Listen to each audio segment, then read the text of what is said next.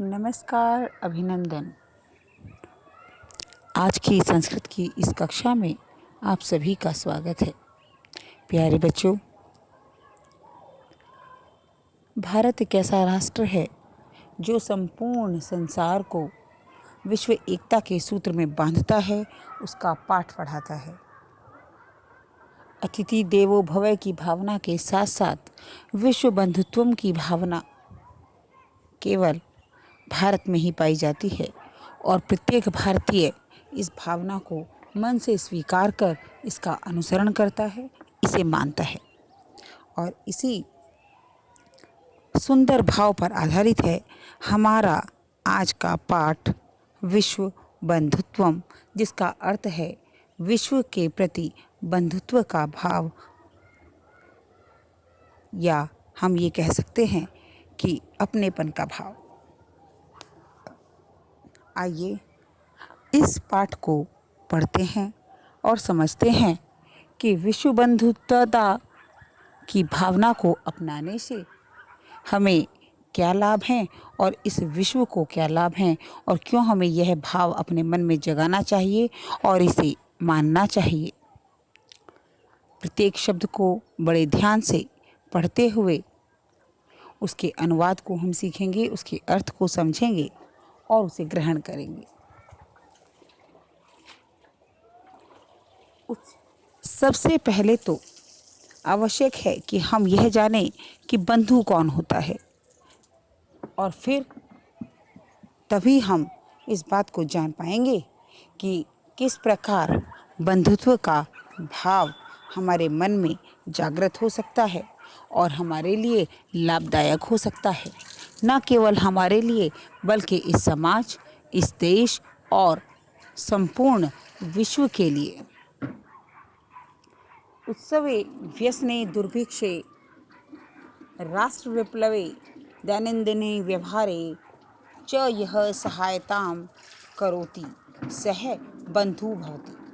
कि उत्सव में, व्यसन में, दुर्भिक्ष अर्थात अकाल में, राष्ट्र विप्लवे अर्थात राष्ट्र पर विपत्ति आने के समय और दैनिक व्यवहार में च यह सहायताम करोति, और हम बोल चुके हैं च का तात्पर्य है और। यह जो सहायताम करोति सहायता करता है, सह बंधु भवति वही बंधु अर्थात भाई होता है।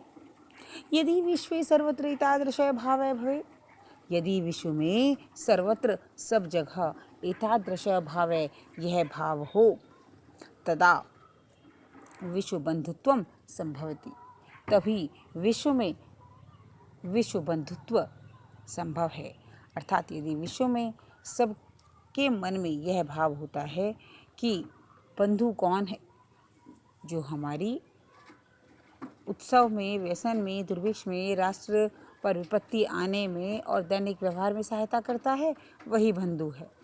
और जब ये भाव हम सब जानते हैं और मानते हैं, तो ही विश्व में विश्व बंधुत्व का भाव आ सकता है। अगले पैराग्राफ की तरफ पढ़ते हैं, अगले अनुच्छेद का अनुवाद समझते हैं।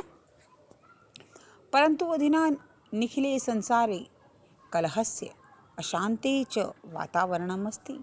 परंतु अधुना आजकल निखिले संसारे संपूर्ण संसार में कलहस्य अशांते च वातावरणम, कलह और अशांति का वातावरण है। मानवा परस्परम न विश्वसन्ति, मानव एक दूसरे पर न विश्वसन्ति विश्वास नहीं करते हैं। ते परस्य कष्टम स्वीकीयम कष्टम न गणयति, वे दूसरे के कष्ट को अपने कष्ट जैसा नहीं गिनते हैं। नहीं गिनते हैं मतलब न मानते हैं, यानी कि अगर हमें कष्ट है तो कष्ट है, लेकिन अगर दूसरे को कष्ट है तो हम उसे नहीं समझ सकते। अपि च समर्था देशाः असमर्था देशान् प्रति उपेक्षा भावं प्रदर्शयन्ति।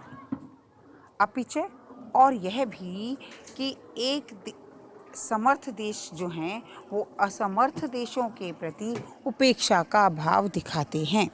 समर्थ देश असमर्थ देशों के प्रति उपेक्षा का भाव दिखाते हैं।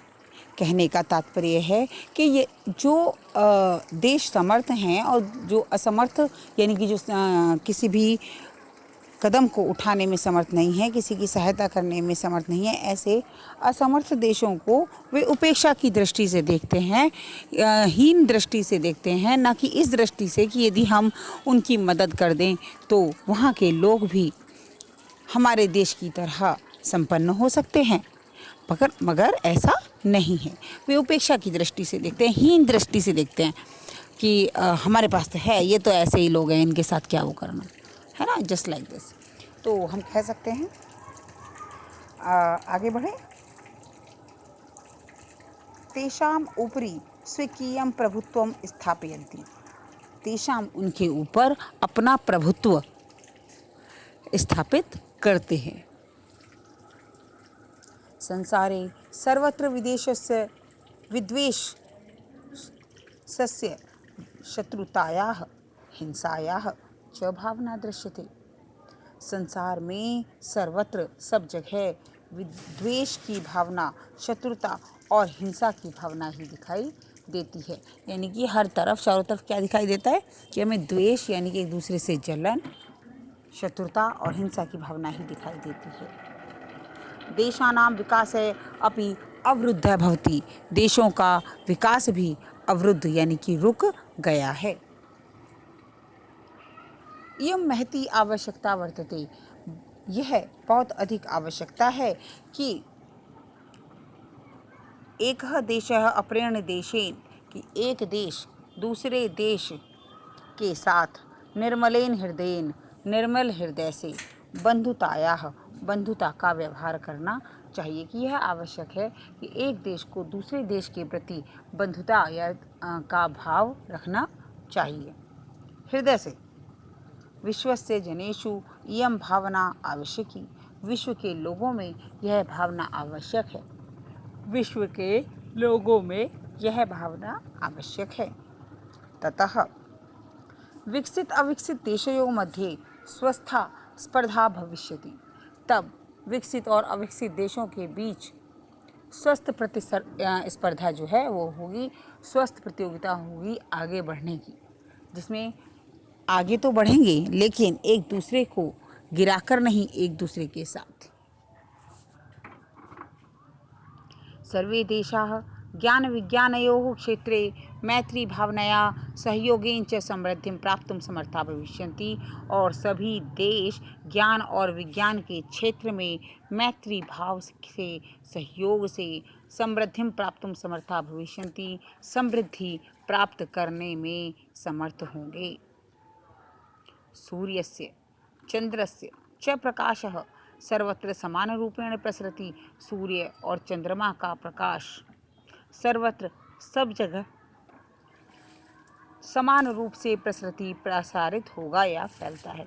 कहने का मतलब यह है कि सूर्य और चंद्रमा का प्रकाश सभी के पास समान रूप से फैलता है, प्रसरति फैलता है। प्रकृति अपि सर्वेषु समत्वेन व्यवहरति।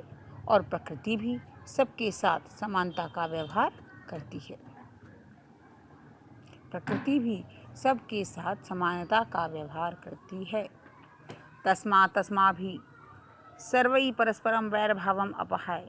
इसलिए हम सभी को भी सर्वैः परस्परं वैरभावम्, हम सभी को परस्पर एक दूसरे के प्रति शत्रुता को त्याग कर विश्व बंधुत्व को स्थापित करना चाहिए। अतः विश्वस्य कल्याणाय एतादृशी भावना भवेत्। और विश्व के कल्याण के लिए यह भावना होनी चाहिए। कौन सी भावना? वह हम इस श्लोक के द्वारा स्पष्ट करते हैं। अयम निजः परो वेति गणनाम लघु चेतसाम उदारचरिता नाम तु वसुधैव कुटुंबकम।